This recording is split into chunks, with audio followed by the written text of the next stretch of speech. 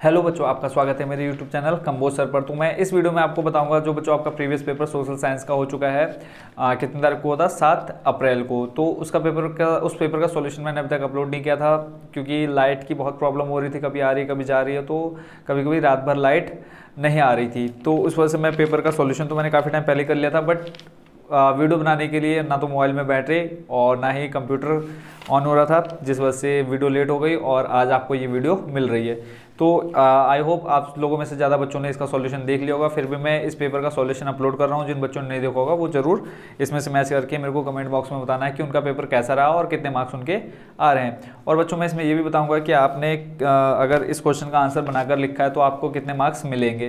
तो बाकी ये आपके सामने रहा paper 2022 social science. I hope आपको दिख रहा होगा इसमें, ठीक है। तो इसका मैं कंप्लीट सॉल्यूशन बताने जा रहा हूँ।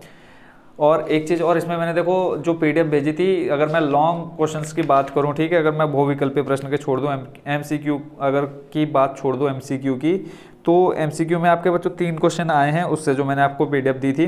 बट उसके अलावा जितने भी क्वेश्चन हैं आपके जो 2 मार्क्स के हैं, सॉरी जो 3 मार्क्स के हैं, और चाहे 4 मार्क्स के हों चाहे मैप के हैं, तो उसमें लगभग 90% मेरे उसी पीडीएफ से आया जो मैंने आपको प्रोवाइड की थी। तो आई होप आप सभी ने बहुत अच्छा पेपर किया होगा। कमेंट बॉक्स में आप जरूर बता देना है कि आपका पेपर कैसा गया। तो आता हूँ मैं सीधे इसके क्वेश्चन नंबर फर्स्ट पे। 3 घंटे का टाइम था, तो बहुत टाइम है एसएसटी के पेपर के लिए। तो इसमें जो फर्स्ट नंबर है वो है, भारत में पहली प्रिंटिंग प्रेस कब लाएगी। तो बच्चों जो पहली प्रिंटिंग प्रेस लाएगी भारत में वो लाई गई 16वीं शताब्दी में, ठीक है। उसके बाद जो सेकंड नंबर है, निम्न में से कौन खरीफ की फसल नहीं है। तो गेहूं है, यानी सेकंड नंबर सेकंड का सेकंड नंबर राइट हो जाएगा और फर्स्ट का फर्स्ट नंबर। थर्ड नंबर आ जाता है, भारत में महिलाओं के लिए आरक्षण की व्यवस्था है। तो इसका जो राइट आंसर हो जाएगा फोर्थ नंबर में आ जाएगा पंचायती राज संस्थाओं में, ठीक है। नेक्स्ट जो आपका क्वेश्चन नंबर 4 है, निम्नलिखित में से कौन सा उद्योग बॉक्साइट को कच्चे माल के रूप में प्रयोग करता है। जो इसका राइट आंसर हो जाएगा क्वेश्चन नंबर फोर्थ का थर्ड नंबर राइट हो जाएगा, ठीक है। तो ये 4 आए थे आपके कौन से टिक मार्क वाले। क्वेश्चन नंबर 5 था, ऑपरेशन फ्लड क्या है। तो ऑपरेशन फ्लड बच्चों दूध के व्यापार से रिलेटेड था। इसमें क्या था कि दूध के व्यापार को प्रगति देने के लिए, यानी आगे बढ़ावा देने के लिए एक ऑपरेशन चलाया गया जिसका नाम था ऑपरेशन फ्लड, ठीक है। तो ये डेयरी से रिलेटेड था, बस आपने इसमें 1 नंबर में इतना ही लिखना था। नेक्स्ट है, शहरीकरण से क्या अभिप्राय है। तो शहरीकरण क्या है बच्चों, जब गाँव के लोग काम धंधे ढूंढने के लिए या काम के लिए शहर की ओर पलायन करने लगते हैं तो उसे हम शहरीकरण कहते हैं, जिसके कारण शहर की जनसंख्या भी बढ़ने लगती है। तो इसमें आपने सिर्फ इतना लिखना था। नेक्स्ट है क्वेश्चन नंबर 7, भारत के एक प्रमुख पेट्रोलियम उत्पादक क्षेत्र का नाम लिखना था। तो 1 लिखना था, तो इसमें आप 3-4 याद करके गएंगे आई होप। तो उसमें से एक है आपका अंकलेश्वर। नेक्स्ट है, प्रतिव्यक्ति आय किसे कहते हैं। तो प्रतिव्यक्ति आय बच्चों मैंने मोस्ट इंपॉर्टेंट बताई थी आपको कि इसको आपने अच्छे से प्रिपेयर कर लेना है। आई होप बच्चों आप इसका आंसर अच्छे से लिख कर आए होंगे। फिर भी मैं आपको एक बार बता देता हूँ कि प्रतिव्यक्ति आय किसे कहते हैं। तो प्रतिव्यक्ति आय बच्चों किसे कहते हैं, राष्ट्रीय आय को जनसंख्या से भाग देने पर प्रतिव्यक्ति आय ज्ञात हो जाती है। अगर हम सूत्र की बात करें तो इसमें सूत्र हो जाएगा प्रतिव्यक्ति आय बराबर राष्ट्रीय आय बट्टे जनसंख्या। आई होप बच्चों आपने इसका आंसर सही लिखा होगा। नेक्स्ट है, राष्ट्रीय सेवा योजना एनएस का एक उद्देश्य लिखना है। तो युवाओं को देश के प्रति जागरूक करना, ठीक है, और किस तरह से हम शक्तिशाली बन सकते हैं, या और हम इसमें बहुत सारी चीज़ें सीखते हैं। तो मेन था कि एक ही लिखना था, तो आप कोई भी उद्देश्य लिख सकते हैं। अब एनएसएस में क्या है, हम कई चीज़ें सीखते हैं उसमें। एनएसएस में अगर हम देखें तो बच्चे ब्लड डोनेशन करना भी सीखते हैं कि अगर हम ब्लड देते हैं तो उसके क्या क्या लाभ होते हैं। बाकी कहीं पे भी ज़रूरत होती है एनएसएस सेवा जो करते हैं तो वो बुलाए जाते हैं कि हमारे यहाँ इस चीज़ की आवश्यकता है या ये चीज़ करनी है, तो सभी मिलजुल कर उस काम को कर देते हैं। तो 1 लिखना था, तो हम इसमें लिख सकते हैं युवाओं को देश के प्रति जागरूक करना। अगर आपने बनाकर भी लिखा होगा तो इसमें आपको फुल मार्क्स मिलेगा, इसमें आपका 1 नंबर भी नहीं कटेगा। नेक्स्ट जो है, राष्ट्रीय स्तर पर सूखा आपदा प्रबंधन हेतु कौन सा मंत्रालय उत्तरदायी है। तो इसका जो राइट आंसर हो जाएगा फर्स्ट नंबर हो जाएगा कृषि मंत्रालय। नेक्स्ट आपका 19वीं सदी में भारत के सूती कपड़ा उद्योग की गिरावट के मुख्य कारण क्या थे। 19वीं सदी में क्या भारत के सूती कपड़ा उद्योग की गिरावट के मुख्य कारण क्या थे। तो इसका आंसर मैं आपको बता देता हूँ। अब सूती कपड़ा क्या होता है बच्चों, पहले तो आपको ये पता होना चाहिए। अब देखो इसमें अगर आपने बनाकर थोड़ा बहुत भी लिखा है ना तो भी इसको स्टेप के जो आपके बोर्ड एग्जाम है, इससे पहले मैंने एक वीडियो बनाई है, जिन्होंने वो वीडियो नहीं देखी, बोर्ड एग्जाम से रिलेटेड कोई भी प्रश्न मैंने उस वीडियो में सारे कवर कर दिए थे, ठीक है। तो जिन्होंने वो वीडियो नहीं देखी वो भी एक बार जा करके जरूर देख लीजिए कि अगर आपके किसी बोर्ड एग्जाम की कॉपी में आपके कम नंबर आ रहे हैं, आपकी उम्मीद से कम नंबर मिले हैं, तो आप इस कॉपी को कैसे खुलवा सकते हैं, ग्रेस क्या होती है, कितने नंबर की मिलती है, कितने सब्जेक्ट में मिलती है, तो ये सब आप उस वीडियो में इस सभी क्वेश्चंस के आंसर जान सकते हैं। तो जिन्होंने नहीं देखी वो वीडियो आप एक बार जा करके जरूर विजिट करिए, ठीक है, उस वीडियो पर। तो इसमें जो मैंने क्वेश्चन पढ़ा है कि 19वीं सदी में सूती वस्त्र उद्योग में क्यों गिरावट आ गई थी, तो पढ़ देता हूँ इसमें कि उस समय गिरावट के मुख्य कारण क्या थे। पहला था विदेशी वस्त्र उत्पादों के आयात से बुनकरों का निर्यात बाजार धाराशायी हो गया। भारतीय बाजारों में मैनचेस्टर निर्मित वस्त्र उत्पादों के बड़े पैमाने पर आयात से इनका स्थानीय बाजार तेजी से सिकुड़ने लगा। कम लागत पर मशीनों से बनने वाले कपास उत्पाद इतने सस्ते होते थे कि भारतीय बुनकर उनका मुकाबला नहीं कर सकते। अगर मेन इसमें हम बात देखें तो इसमें क्या था कि जो वहाँ के वस्त्र बन के आ रहे थे, जो विदेशों से आ रहे थे, वो किससे बन रहे थे, मशीनों से बन रहे थे, और उनकी जो लागत आ रही थी वो भी कम आ रही थी। अगर वही काम अगर मजदूर से करा रहे तो उसमें हमें बहुत खर्चा हो जा रहा था। तो यही मेन कारण थे कि सूती वस्त्र उद्योग के में क्या आ गई, गिरावट आ गई। नेक्स्ट इसी के अथवा में आया था कि पहले विश्व युद्ध के समय भारत का औद्योगिक उत्पादन क्यों बढ़ा। तो इसका आंसर भी बच्चों ये जो क्वेश्चन है उसी चैप्टर से है, तो इसका मैं आंसर पढ़ देता हूँ कि औद्योगिक उत्पादन बढ़ने के क्या कारण थे। तो ब्रिटेन के कल कारखाने सेवा की आवश्यकताओं को, अब देखो युद्ध चल रहा था, अब युद्ध में क्या होती है, सेना भाग लेती है। अब सेना की जो आवश्यकता होती है, नॉर्मल खाना पानी होता है, कपड़े होते हैं, है ना, और दवाइयाँ वगैरह होती है, तो ये सब कहाँ से जाती थी, भारत से जाती थी। तो भारत वाले अब जब ज़रूरत ज़्यादा पड़ने लगी तो भारत को लोग ज़्यादा बनाने लगे और सप्लाई करने लगे, कहाँ पे, विदेशों में, जहाँ पर युद्ध हो रहे थे। जैसे ब्रिटेन के कल कारखाने सेना की आवश्यकताओं को पूरा करने के लिए युद्ध संबंधी उत्पाद में व्यस्त थे, इसलिए भारत उपभोक्ता वस्तुओं कपड़ों का आयात कम हो गया था और देश का औद्योगिक उत्पादन बढ़ गया। नेक्स्ट है बढ़ती मांग के कारण नए कारखाने लगाए गए, पुराने कारखाने कई पालियों में चलने लगे, तमाम नए मजदूरों को काम पर रखा गया और प्रत्येक को पहले से भी अधिक समय तक काम करना पड़ता था। तो इसमें आपने 3-4 पॉइंट अगर लिखे होंगे तो आपको फुल मार्क्स मिलेंगे 3 नंबर। नेक्स्ट आ जाता है हम क्वेश्चन नंबर 12 में, यह है ब्रिटेन वुड समझौते का क्या अर्थ है। तो बच्चों ये देखो मैं पहले बता चुका, जितने भी लॉन्ग क्वेश्चन आंसर मैंने आपको बताए थे पीडीएफ में, सारे वही क्वेश्चन रिपीट हुए हैं, ठीक है। तो इसका आंसर भी मैं आपको बता देता हूँ, ब्रिटेन वुड समझौता। तो ब्रिटेन वुड समझौता बच्चों क्या था। ब्रिटेन वुड समझौता एक विचार है जिसे औद्योगिक देशों ने अंतर्राष्ट्रीय भागीदारी के अंतर्गत आम सहमति से तैयार किया है। इसमें युद्धोत्तर आर्थिक भरपाई और राशि का संचय कैसे स्थिर रहे, इस विषय पर रणनीति बनाई गई। इसका मुख्य उद्देश्य विश्व में आर्थिक स्थिरता को बनाए रखना था। ब्रिटेन वुड समझौता इस परिणाम के पश्चात सामने आया था कि किसी देश की आर्थिक स्थिरता अन्य देशों को प्रभावित करती है, क्योंकि आज देश परस्पर निर्भर है। मान लो अगर किसी एक देश में आर्थिक स्थिति खराब हो रही तो उसका असर कहाँ पे पड़ेगा, दूसरे देश में भी पड़ेगा, ठीक है। तो यही था हमारा ब्रिटेन वुड समझौता, जो कि एक विचार था। नेक्स्ट क्वेश्चन था इसी के अथवा में, रेशम मार्ग से आप क्या समझते हैं। तो ये क्वेश्चन भी इसी चैप्टर से रिलेटेड था, तो इसका आंसर मैं आपको बता देता हूँ। रेशम मार्ग दुनिया के दूर स्थित भागों के बीच आधुनिक युग के पहले के जीवंत व्यापार और संस्कृति के जुड़ाव को दर्शाता है। रेशम मार्ग एशिया के साथ यूरोप और उत्तरी अफ्रीका से जुड़ा हुआ था। इन मार्गों पर चीनी सिल्क व्यापार का मुख्य सामान था। इसे पश्चिमी यूरोपीय देशों में निर्यात किया जाता था। व्यापार बेहद लाभदायक था, अतः इन मार्गों का नामकरण रेशम मार्ग हो गया। सिल्क मार्ग से चीनी सिल्क के साथ साथ व्यापारी चीनी पॉटरी ले जाते थे और इसी रास्ते से भारत के दक्षिण पूर्व एशिया के कपड़े व मसाले दुनिया के दूसरे भागों में पहुंचते थे। वापसी में सोने चांदी जैसे कीमती वस्तुएं यूरोप से एशिया पहुँचती थी। तो ये था आपका बच्चों क्या, रेशम मार्ग। नेक्स्ट क्वेश्चन आ जाता है, मुद्रण संस्कृति ने भारत में राष्ट्रवाद के विकास में क्या मदद की। तो इसका आंसर मैं बता देता हूँ आपको। क्वेश्चन आपने सुन लिया होगा अच्छे से, एक बार फिर भी मैं रिपीट कर देता हूँ। क्वेश्चन है आपका, मुद्रण संस्कृति ने भारत में राष्ट्रवाद के विकास में क्या मदद की। तो इसका आंसर मैं आपको बता देता हूँ।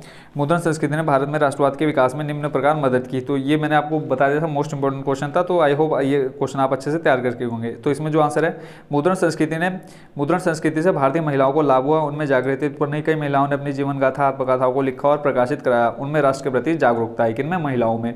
नेक्स्ट है इसमें नेक्स्ट जो क्वेश्चन है इसमें पॉइंट जो है, गरीबों ने अपने प्रिय प्रवक्ताओं अंबेडकर, पेरियार, फुले आदि के विचारों को अपने निकट पाया। सस्ती पुस्तकों के प्रकाशन से गरीब पाठकों की संख्या में वृद्धि हुई। नेक्स्ट थर्ड नंबर जो पॉइंट बना इसमें, 19वीं सदी के भारतीय सुधारकों ने अपने सुधारवादी विचारों को फैलाने के लिए मुद्रण संस्कृति को सबसे कारगर माध्यम के रूप में प्रयुक्त किया है। मुद्रण संस्कृति उन्होंने धार्मिक अंधविश्वासों को तोड़ने और आधुनिक सामाजिक और राजनीतिक विचारों को फैलाने का मंच प्रदान किया था। तो ये भी आप बच्चों अच्छे से करके आए होंगे, ठीक है। जैसे मैं बता रहा हूँ, अगर आप ऐसा क्वेश्चन लिख के आओ तो 100% आपको फुल मार्क्स मिले होंगे। अगर आपने इसमें बनाकर कुछ भी लिखा है तो आपका 1 से 1.5 नंबर आपका कटेगा ही कटेगा, ठीक है। अगर आप इससे रिलेटेड लिख के आए हैं तो अगर 3 नंबर का है तो 2 नंबर आपको मिल जाएंगे। नेक्स्ट जो क्वेश्चन है वो है, नवीकरणीय योग्य संसाधन तथा अनवीकरणीय योग्य संसाधन से आप क्या समझते हैं। अब नवीकरणीय, अब इसमें बच्चों देखो उदाहरण सहित बताना, तो नवीकरणीय क्या हो जाएंगे, जो असीमित है, ठीक है। असीमित जैसे नवीकरणीय जिनका हम दोबारा उपयोग कर सकते हैं, अगर हम सिंपल भाषा में सके कि जो कभी ख़त्म नहीं हो सकता, तो इसमें क्या आ जाएगा आपका सौर ऊर्जा आ जाएगा, पवन ऊर्जा, जो चीज़ कभी ख़त्म नहीं हो सकती। ऐसी अनवीकरणीय क्या है, जिनको हम दोबारा प्राप्त नहीं कर सकते एक बार इस्तेमाल करने के बाद, जैसे कोयला, पेट्रोल हो गया। तो इसमें आपने डेफिनेशन लिखनी थी और इनके एग्जाम्पल दे देने थे। ठीक हो गया। नेक्स्ट जो क्वेश्चन था, व्यापार संतुलन क्या है समझाइए। अब व्यापार संतुलन क्या है, ये क्वेश्चन बच्चों आपके आउट ऑफ सिलेबस से भी था और आपकी कहीं पे किसी बुक में भी इसका आंसर नहीं था। तो इसका आंसर मैं आपको बता देता हूँ, व्यापार संतुलन। तो इसका जो आंसर है, सामान्यतः व्यापार संतुलन किसी भी देश के आयातों व निर्यातों के अंतर को स्पष्ट करता है, यानी कि हम दूसरे शब्दों में कह सकते हैं कि दो या दो से अधिक देशों के बीच किसी निश्चित समय में होने वाले आयात व निर्यात के अंतर को व्यापार शेष या व्यापार संतुलन कहते हैं। तो आपने इसमें बस इतना ही लिखना था। 3 नंबर का, तो 3 नंबर आपको यहाँ पे पूरे मिलते हैं। नेक्स्ट है आपका, कुछ ऐसे कारकों की चर्चा कीजिए जिनसे उपभोक्ता का शोषण होता है। तो उपभोक्ता का शोषण, देखो कई बार आप शॉप पे जाते होगे तो दुकान वाला अगर कोई चीज़ आप 10 रुपये उस पर रेट लिखा हुआ है, MRP लिखी हुई है, मैक्सिमम रिटेल प्राइस जिसे बोलते हैं, तो कई बार क्या होता है आपसे 12 रुपये या 15 रुपये मांग लेता है। बट इसी जगह पर ही क्या होता है, उपभोक्ता का शोषण होता है। तो जिसके खिलाफ क्या कर सकता है, उपभोक्ता आवाज़ उठा सकता है। तो इसका आंसर मैं आपको बता देता हूँ अच्छे से।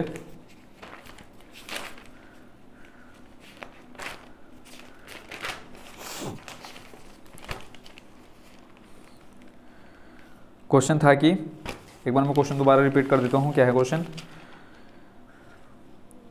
कुछ ऐसे कारकों की चर्चा कीजिए जिनसे उपभोक्ताओं का शोषण होता है। तो इसका जो आंसर हो जाएगा वो मैं आपको बताता हूँ। पहला तो है कि शोषण के विरुद्ध संरक्षण का अधिकार। अब इसमें कोई भी 3-4 कारण लिख देते हैं, जैसे साहूकार कर्ज पर विभिन्न प्रकार के बंधन लगा देते हैं, वे उत्पादों को निम्न दर पर उत्पाद बेचने के लिए मजबूर कर देते हैं, वे ऋण चुकाने के लिए जमीन बेचने को भी विवश कर सकते हैं। फिर नेक्स्ट, असंगठित क्षेत्र में कार्यरत बहुत से लोगों को निम्न वेतन पर काम करना पड़ता है और बदतर हालातों को भी झेलना पड़ता है। आपने भी देखा होगा कि आपके नियरेस्ट, आपके आसपास या आपके कोई भी रिलेशन वाले काम करने जाते होंगे तो क्या करते हैं, 12-12 घंटे काम करवाते हैं और उनकी सैलरी भी बहुत कम देते हैं। ठीक हो गया। तो इसी टाइप से क्या करते हैं, उपभोक्ता का शोषण किया जाता है। तो 3-4 पॉइंट अगर आपने इसमें बनाकर भी लिखोगे तो भी इसमें आपको फुल मार्क्स मिलेंगे, क्योंकि ये आपके आसपास से रिलेटेड टॉपिक था। तो इसका आंसर आपने बनाकर जरूर लिखोगा अच्छे से। नेक्स्ट क्वेश्चन है, सुनामी के उत्पन्न होने के कारणों का उल्लेख कीजिए। सुनामी आपको मैंने जब MCQ बताया था वहाँ पे भी बता दिया था, बाकी मैंने लॉन्ग क्वेश्चन आंसर भी इसके PDF में दे दिए थे सुनामी से रिलेटेड।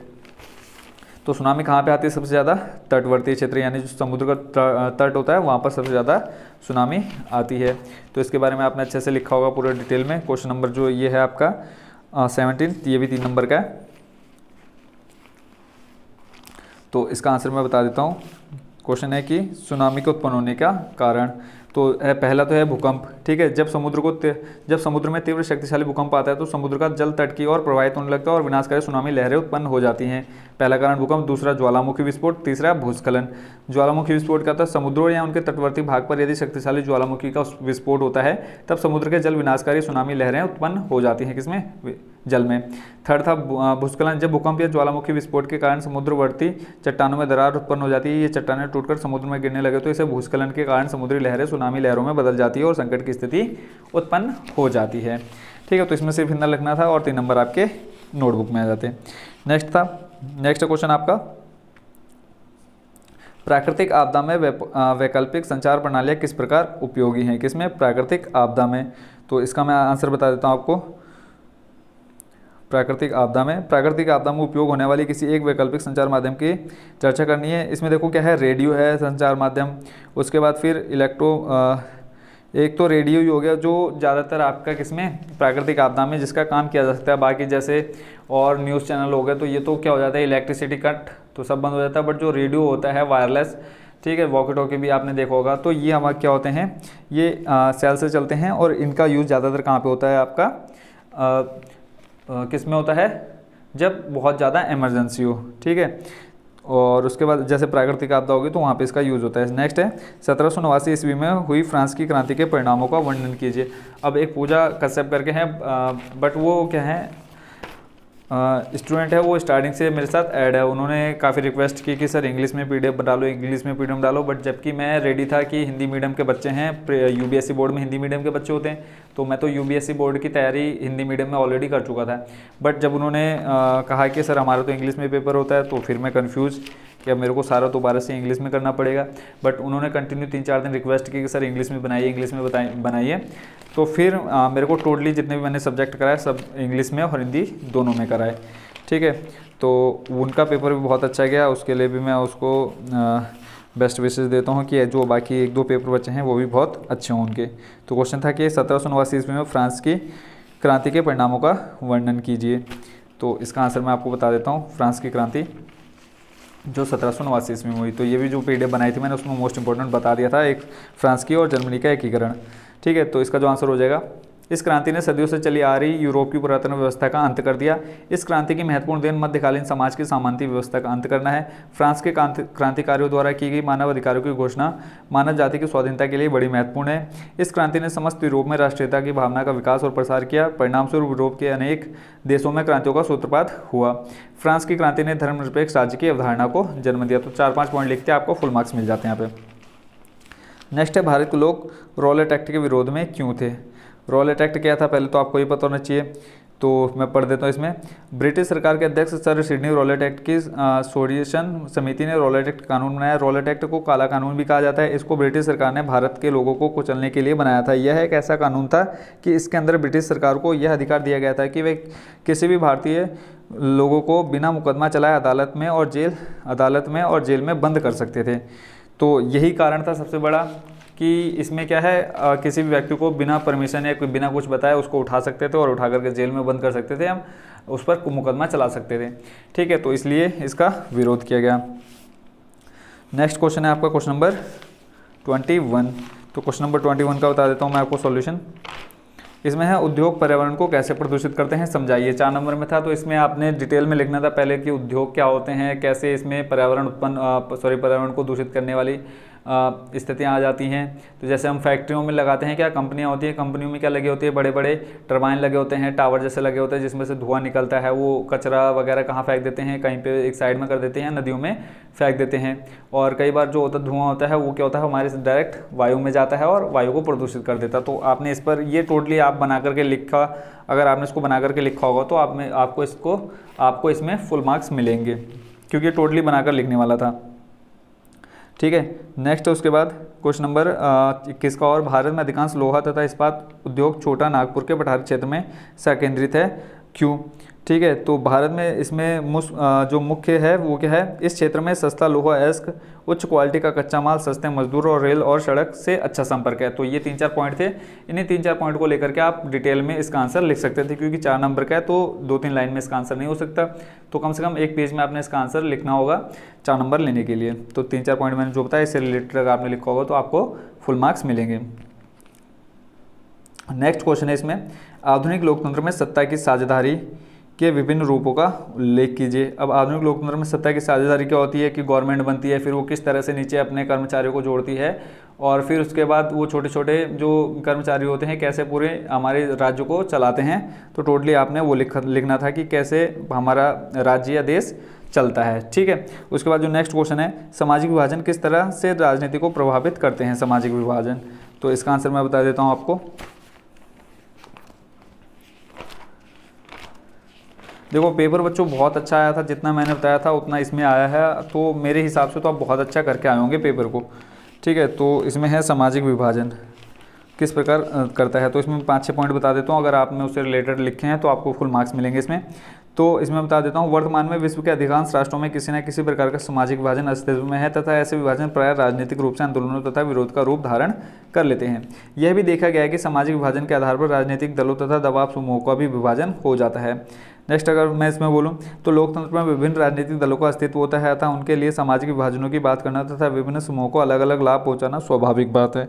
उसके बाद जो नेक्स्ट है, इसका भी अनुभव किया गया है कि एक समुदाय के लोग सामान्यतः किसी एक दल को दूसरे की तुलना में अधिक पसंद करते हैं और चुनाव में उसी के पक्ष में मतदान करते हैं। अनेक देशों में ऐसे भी दल है जो मात्र एक ही समुदाय विशेष पर ध्यान देते हैं तथा उसी के हित में राजनीति करते हैं। अगर आप में इसमें से कोई भी 1-2 पॉइंट रिलेटेड लिखे हैं तो आपको फुल मार्क्स मिलेंगे।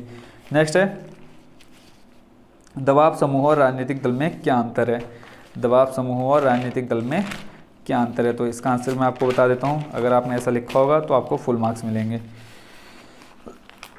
सॉरी। इसमें है दबाव समूह तथा राजनीतिक दल दोनों ही जनता के संगठन होते हैं। वे संगठन विभिन्न विचारधाराओं, सिद्धांतों अथवा हितों पर आधारित होते हैं अतः दोनों ही राजनीति को प्रत्यक्ष अथवा अप्रत्यक्ष रूप से प्रभावित करते हैं। लोकतांत्रिक देश में दबाव समूह तथा राजनीतिक दल में गहरा संबंध होता है। राजनीतिक दल आकार में बहुत व्यापक होते हैं, इनका राष्ट्रीय तथा क्षेत्रीय स्तर होता है, जबकि दबाव समूह का आकार बहुत बड़ा नहीं होता है, परंतु कुछ दबाव राष्ट्रीय तथा अंतर्राष्ट्रीय स्तर तक कार्यरत होते रहते हैं। वे राजनीतिक दल के नेताओं, प्रतिनिधियों तथा सरकार पर दबाव डालते रहते हैं। ठीक है। नेक्स्ट, जन समर्थन प्राप्त करने तथा सामान्य जनता से अपना संपर्क बनाए रखने के उद्देश्य से राजनीतिक दलों द्वारा दबाव समूह का निर्माण किया जाता है। जैसे कांग्रेस का सेवा दल नेशनल स्टूडेंट से भी सीधा संपर्क है तथा ये दबाव समूह में चुनाव में कांग्रेस की भरपूर सहायता करते हैं। अगर आपने इससे रिलेटेड लिखा है तो आपको इसमें फुल मार्क्स मिलेंगे। नेक्स्ट क्वेश्चन आ जाता है इसी का 24 का अथवा करके, जो दे रखा है लोकतंत्र में राजनीतिक दलों के कार्यों की विवेचना कीजिए। लोकतंत्र में राजनीतिक दलों के कार्यों की विवेचना, तो इसका मैं बता देता हूं जो इनका महत्वपूर्ण उपयोग आ जाता है। तो इसमें है देखो, राजनीतिक दल अर्थ उसकी परिभाषा, राजनीतिक दल क्या है। बट क्वेश्चन क्या पूछा आपसे, लोकतंत्र में राजनीतिक जो कार्य हैं उनकी विवेचना करनी है।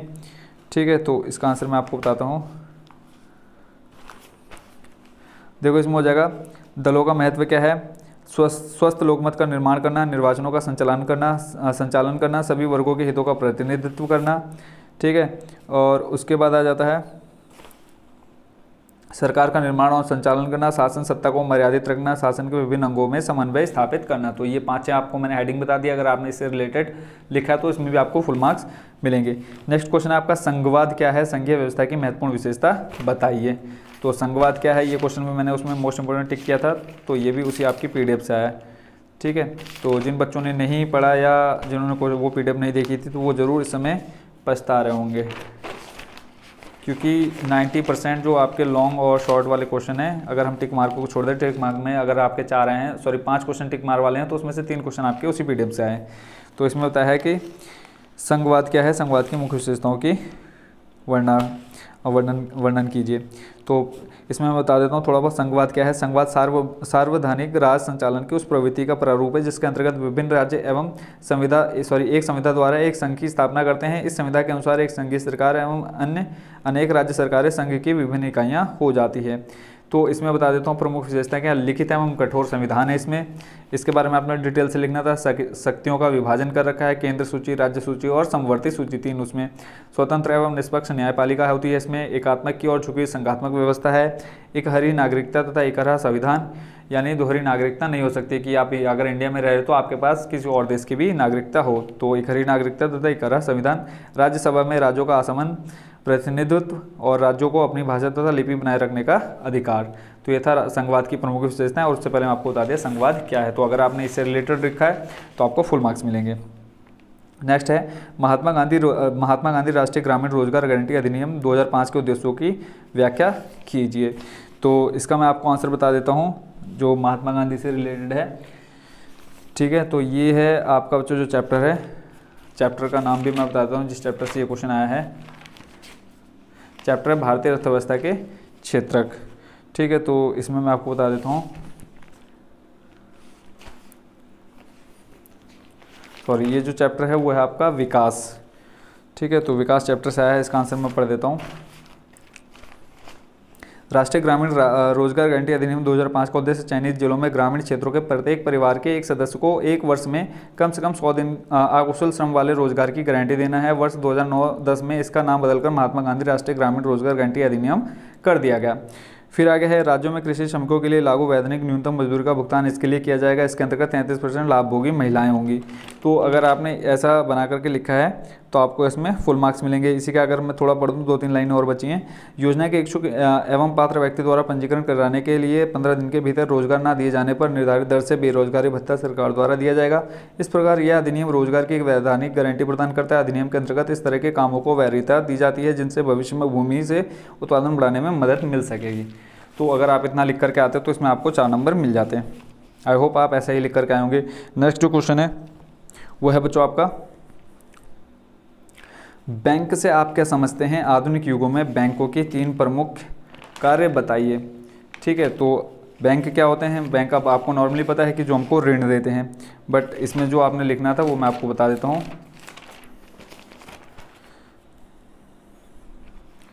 देखो, बैंक हमारे आधुनिक आर्थिक जीवन की एक महत्वपूर्ण संस्था है। सामान्यतः बैंकों को रुपया जमा करने व ऋण देने वाली संस्था के नाम से जाना जाता है, परंतु आधुनिक समय में बैंकों के कार्यों का अत्यधिक विस्तार हो गया, इसलिए बैंक की परिभाषा भी विस्तृत हो गई है।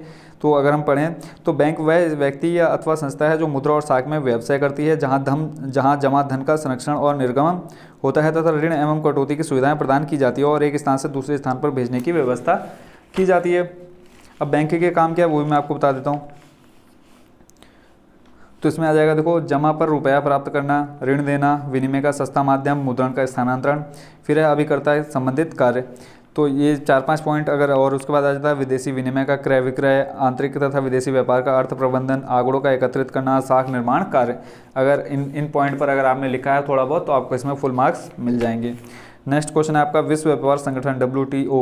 इसका मैंने बता दिया था कि ये इस बार आपके एग्जाम में 100% चांस से आने का, क्योंकि हाल ही में इससे रिलेटेड बहुत बड़ा मुद्दा भी उठा था WTO से। तो इसके प्रमुख कार्य बताने हैं तो ये मैं आपको बता देता हूँ। विश्व व्यापार संगठन,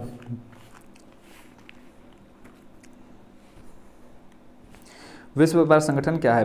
तो 30 अक्टूबर 1947 ईस्वी को विश्व के अनेक देशों ने GATT नामक एक बहुपक्षीय समझौते पर हस्ताक्षर किए थे। तब से लेकर दिसंबर 1994 तक GATT के अंतर्गत वार्ताओं के 8 दौर संपन्न हुए हैं। GATT का 8वां दौर बहुचर्चित एवं विवादास्पद रहा, क्योंकि इसमें वस्तुओं के व्यापार के साथ साथ सेवाओं, बौद्धिक संपदाओं आदि के सम्मिलित किए जाने के लिए विकसित देशों की ओर से काफ़ी दबाव पड़ा। अंततः 15 अप्रैल 1995 ईस्वी को मराकश, मोरक्को में समझौते पर हस्ताक्षर हुए, जिसके द्वारा नए विषयों को भी व्यापार के क्षेत्र में सम्मिलित कर लिया गया और विश्व व्यापार संगठन WTO की स्थापना की अनुशंसा की गई। इसमें जो काम होते हैं वो बता देता हूँ। विश्व व्यापार समझौता एवं बहुपक्षीय तथा बहुवचनीय समझौते के कार्यान्वयन, प्रशासन एवं परिचालक हेतु सुविधाएं प्रदान करना, व्यापार एवं प्रशुल्क से संबंधित किसी भी भावी मसले पर सदस्यों के बीच विचार विमर्श एवं एक मंच के रूप में कार्य करना, विवादों के निपटारे से संबंधित नियमों एवं प्रक्रियाओं को प्रशासित करना, व्यापार नीति समीक्षा प्रक्रिया से संबंधित नियमों एवं प्रावधानों को लागू करना, फिर है विश्व संसाधनों का अनुकूलतम प्रयोग करना। तो ये था हमारा क्या, WTO विश्व व्यापार संगठन। अगर आपने इससे रिलेटेड कुछ भी लिख के आए हो, अगर बना करके लिख के आए हो तो भी इसमें आपको मार्क्स मिलेंगे।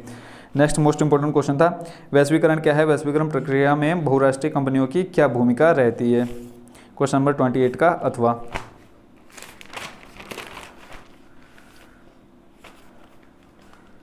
वैश्वीकरण, तो इसका मैं पढ़ देता हूँ, लॉन्ग क्वेश्चन आंसर है तो, बट मेन मैं इसमें पढ़ देता हूँ क्या होता है वैश्वीकरण। विभिन्न देशों के बीच परस्पर संबंध और तीव्र एकीकरण की प्रक्रिया ही वैश्वीकरण है। इस प्रक्रिया में एक देश की अर्थव्यवस्था विश्व की अन्य अर्थव्यवस्थाओं के साथ एकीकृत हो जाती है। भारतीय अर्थव्यवस्था में इसका अर्थ इससे भी अधिक है। भारत के संदर्भ में वैश्वीकरण के अंतर्गत अग्रलिखित बातें आती हैं। तो इससे रिलेटेड देखो, अगर आप लिख के आए हैं तो आपको इसमें फुल मार्क्स मिलेंगे। अगर मैं थोड़ा सा और पढ़ दूँ इसमें, बहुराष्ट्रीय कंपनियों की भूमिका क्या होती है? बहुराष्ट्रीय कंपनियां उसी स्थान पर उत्पादन की इकाई स्थापित करती है जो बाजार के नज़दीक हो, जहां कम लागत पर कुशल और अकुशल श्रम उपलब्ध हो। बहुराष्ट्रीय कंपनियां इन देशों की स्थानीय कंपनियों के साथ संयुक्त रूप से उत्पादन करती हैं। संयुक्त उत्पादन से स्थानीय कंपनियों को दोहरा लाभ होता है। बहुराष्ट्रीय कंपनियां स्थानीय कंपनियों को खरीदकर उसके बाद उत्पादन का प्रसार करती है। अपार संपदा वाली बहुराष्ट्रीय कंपनियां आसानी से स्थानीय कंपनियों को खरीद लेती हैं। तो इस तरह से बच्चों अगर आप इससे रिलेटेड लिख के आए होंगे तो आपको इसमें फुल मार्क्स मिले होंगे।